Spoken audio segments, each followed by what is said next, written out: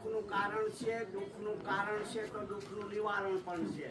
વિશ્વનું કોઈ એવું દુઃખ નથી કે એનું નિવારણ નથી. સમય એનું નિવારણ, અને એનું નિવારણ આપણા હાથમાં જ છે. કહ્યું છે કે અતદીપો ભવ, તું તારો દીવો થા.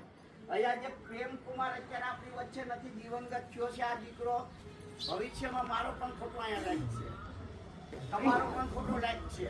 અહીંયા બેઠા એ તમામને જે જીવન જે જીવે છે, જેનું જીવન છે, એને એક દિવસ જવાનું જ છે. એક દિન સબકો જાના હોગા.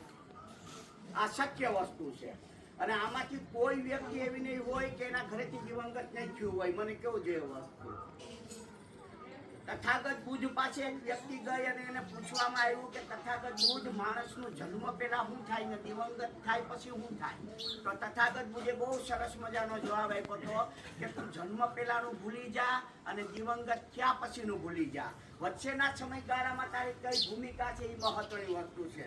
દીકરો 14 વર્ષની ઉંમરે દિવંગત થયો તો 14 વર્ષની અંદર એની યાદો, એની સુગંધ, બધા સાથેનું વર્તન એટલું આહલાદક છે કે 100 વર્ષની જિંદગી જીવો હોય એવું લાગે.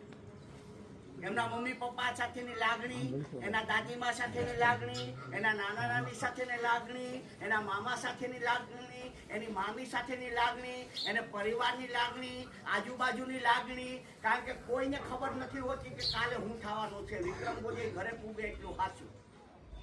આ સત્ય વસ્તુ.